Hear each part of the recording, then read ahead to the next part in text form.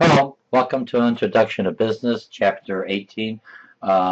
This is a series of a course you're taking with me online, and we're on Chapter 18. So let me bring Chapter 18. Make sure you go into your concept maps that you'll find in Blackboard under Mind Map Concept Maps, Dr. George.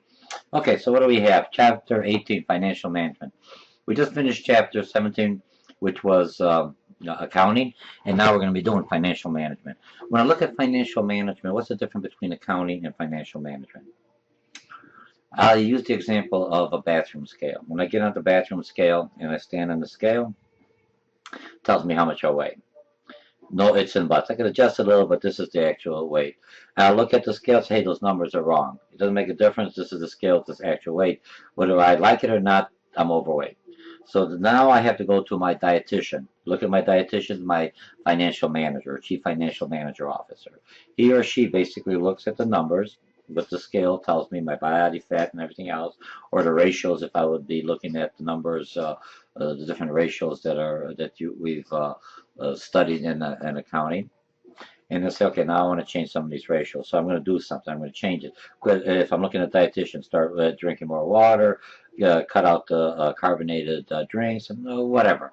And then after she or he finishes giving me the plan, I implement the plan. I go back on that same scale, that's my accounting, and it says, okay, George, now you've dropped the weight. So whatever you've done, the dietitian have told you is working. If all of a sudden I weigh more, it tells me the plan that the dietitian has laid out for me was inaccurate and it didn't work well because instead of gaining better financial freedom or losing weight, I basically got worse. Okay, so do you see the difference? I could argue it or I can't argue. So finance is taking those numbers that accounting gives me, and I'll either sell more assets or do some factoring or do something to change the ratios that are in favor in line with what is acceptable within the benchmarking.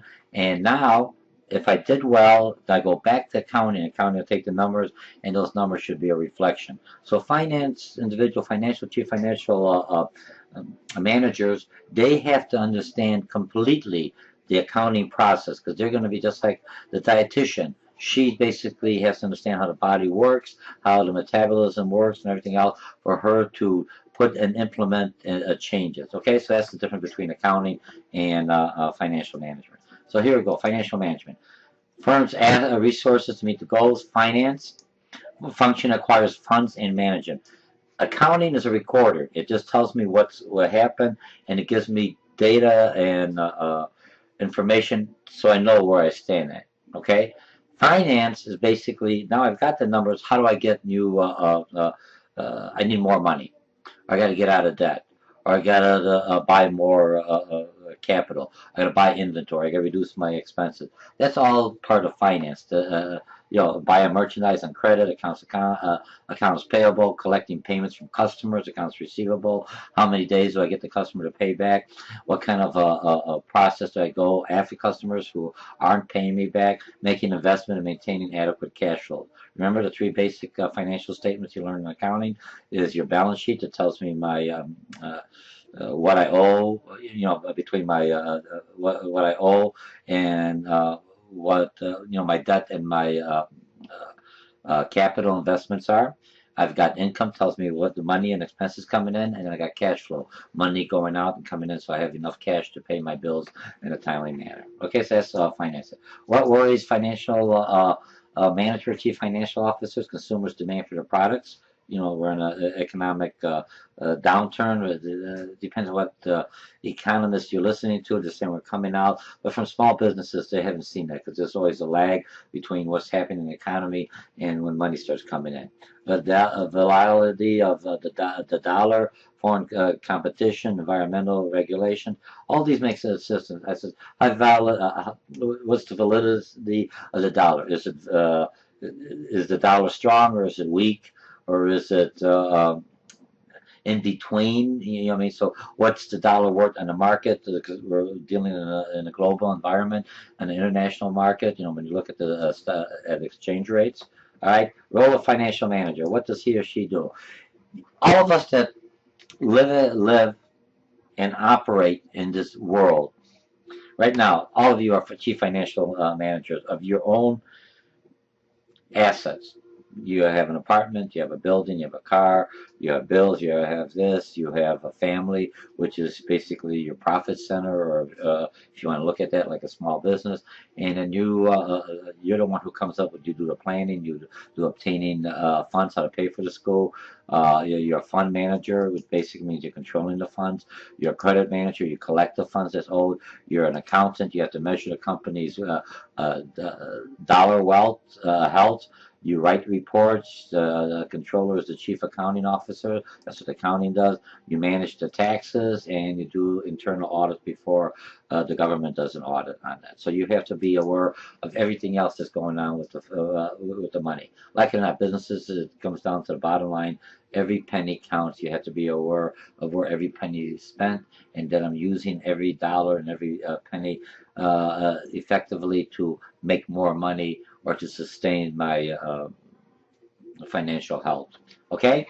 So now, most firms fail because undercapitalization, not enough funds to start a project, and that's what you're doing with the feasibility. Part of your feasibility paper you're doing for this introduction to business class is how much money you expect coming in, what are going to be my expenses, and for how long before I break even.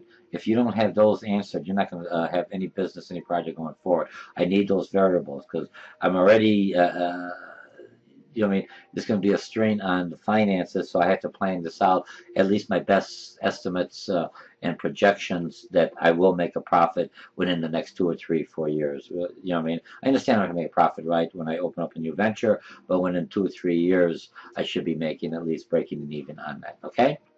So that's what you're going to have to come up with. Financial concerns to forecast. Forecasting is the hardest part for most of you have new ventures or new products and new services, and you have to forecast. So you're looking at historical data from other companies. You're looking at historical data from your own operation. If you're taking parts of a different operation and bringing it together, or if you already know some parts of the operation because you already know your production costs, you know your sales costs, you just don't know the material costs for this new product and new venture. That's the unknown. But other costs you could kind of assume that if everything goes on track, here's the costs that are going to be consistent going forward from my past experience or from other suppliers or businesses similar to yours. Okay? Rising costs of healthcare. And if you look at that, you have the Affordable Care Act. That's the biggest concern right now. They don't know what the actual costs are. A lot of assumptions saying there's going to be a break, you're going to get a savings, but how much overall is going to go? Some people are going to get a saving, or will the majority actually see a benefit from the Affordable Health Care Act? Okay, and raising, attracting, retaining quality employees. If you want your company to succeed as it goes larger, you're going to have to pay employees a fair market share, otherwise they're going to leave. And so if you're only going to have second stringers, your organization going to end up as a second string organization. If you get the number one players, it's going to cost you to get those people who have the expertise that you're looking for. Okay? So let's see, financial planning, forecasting, long-term, establishing control. Okay, forecasting. And forecasting basically cash flow. Short-term is 1 year, long-term is 10 years. Basically, it's 5 years. The book says 10, but it's 5 years in reality. Most businesses, 10 years away, that's like way in the future, it's another century. Okay, developing budgets, my capital, my cash, my operating. I have to have the budgets to see how close I get to the budget, and if I'm off, if I'm over budget, then I have to find other ways to bring it back into line. If I'm under budget, another thing. I got extra capital. Do I move it to another budget, another project that I need done that will give me a higher return on an investment than just sitting in a bank? Okay, so we have that. Long-term investments, that's building actual to projected, making adjustments. So down the road, if I'm not where I should be, I have to make those adjustments. So at the year end, I'm within 2 or 3% of my actual budget. And most managers, that's what I'm looking for, to be within 2% of my budget. And it doesn't come overnight. It's the same thing like they say when they shot a spaceship going to the moon, they're making minor corrections. So by the time it goes to the moon or whatever, they made like 1,000, 5,000 minor little corrections to keep it on course. And just that one little fraction off will throw your overall goal. You'll miss your target market. Okay. So who is in finance? In finance, you got chief financial officer, certified financial planner. You have a chartered financial analyst and controller, and some of them will the jobs are interchanged, or you may have one that does all of them, or in a larger organizations, as a check and balance, they'll have the variety of titles under. What are some financial controls, process which compare actual to revenue, and with technology, it'll let me know. You look at the dashboard, a lot of companies, they could go right now saying if I'm making money, it's no different than you go into your checkbook, say you've got checks coming, or you got bills coming forward, you don't have enough money now, it's telling you it's in the red, even though it didn't materialize yet, but it's giving you a head start warning that I better get some extra capital or revenue in to pay the expenses that are my projected expenses coming forward, okay? So financial types of budget, we talked about that before. Okay, now operating budget. If I look at the operating budget, controlling credit and operation is 25% of most of my operating budget is tied with accounts receivable. That means it's liquid. I could get it right away by selling it, but somebody else got to pay me over time. So I have an interest on that, so my accounts receivable grows if they don't pay on time or if they just pay the minimum. But I have to understand that 25% of my operating budget is in accounts receivable. If the economy goes under and people start defaulting my accounts, that's a big chunk that I will have to make up on the cash flow. So what happens, a lot of businesses, if I got 25%, they'll basically in their operating budget tie in figuring, okay, maybe 5% will not pay, on the good side, but a lot of them to be on the safe side because of the economy, I'll leave at 15% to be part of my operating budget. So it gives me a 10% cushion. If all 25% comes in, that's good because I have extra money left over. But if not, I'm always, if people default or pay late, it's not hurting my day-to-day operation, okay? Now, acquiring needing inventory. Remember, a lot of inventory, just-in-time inventory. It means I don't want to have too much of a safety stock because the prices fluctuate, but I want to acquire enough inventory. If it's a commodity that's always going up and down, I may want to acquire more at a lower price. That's what we call buying stuff in the futures at a price locked in a price now, but then I have to look out that the price may even drop lower. People bought gasoline prices at $4 a gallon because it's going to go on, and now it's at $3.27 someplace else after all taxes. So what happened with that?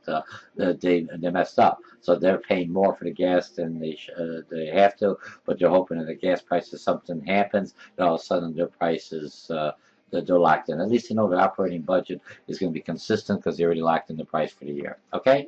And alternative sources. A lot of companies have debt financing or equity finances, or they own property, or they own retail, or they even buy stocks and shares in their competitors just to get their annual report. Nothing wrong with that. It's just to make sure that they know what do you call it, because they're looking at another stream of income. Okay?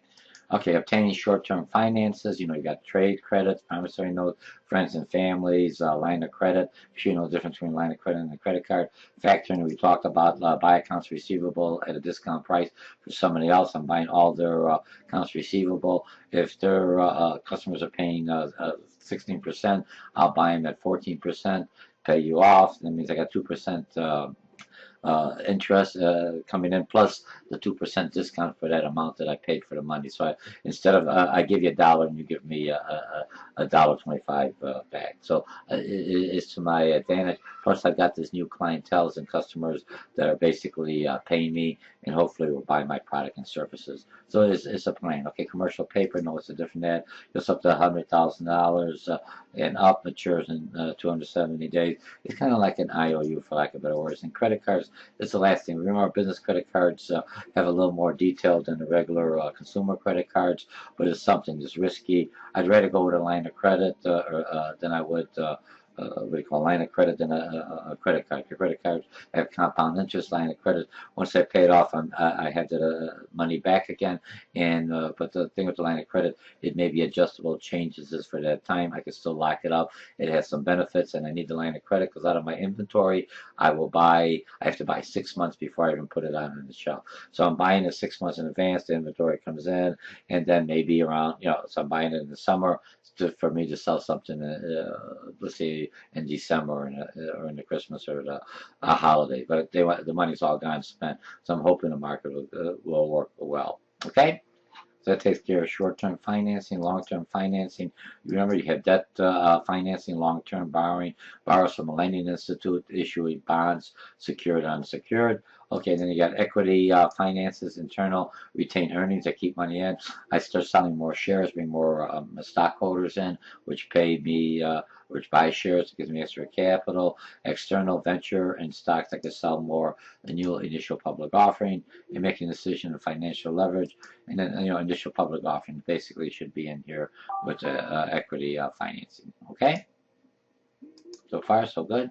Okay, now the 5 C's of credit. Again, we brought the same 5 C's of credit that you had in chapter D. Is your personal finance, or chapter 24, depends on which version of the book you brought, you're utilizing. But business, character to character. How do I borrow? How do I pay back? I have a credit score. Capacity for a business, just like they do the same kind of capacity, same kind of ruling, maybe a little bit more flexible or sometimes a little more stringent for a business than they do for your personal. Capital being invested in business by the borrow. Conditions, the economy, terms and conditions. Financial management basically is always looking at terms and conditions and collateral. What do I have to put in? Remember, as a corporation, they don't go after my personal assets unless I utilize that as a collateral. I really, and most financial planners tell you not to mix personal assets with your business, because businesses have a higher percentage of failure depending on the economy and competition and everything else. So if the business goes under and that's why you set it up as limited liability or S corporation. Business goes under, and I don't have anything else to sustain or to pay off my creditor from my business's resources. They won't go after my home, car, and personal asset unless I utilize them as collateral. New contract. Understand? Okay, so that takes care of my financial management, chapter 18, and we should do pretty good. So that's it. So we had accounting, finance. Next one, we're going to be talking about securities, and then you're going to be talking about banking. So this is the last 4 or 5 chapters of the Introduction to Business course you're taking with me, and this is a series of 20 courses, which are each full subject matters or full courses that you'll be taking underneath one umbrella and understanding organizational organizations. Okay, my name is Dr. George Mochocki, and I'll see you online, and I'll see you when we go over chapter 19. Bye.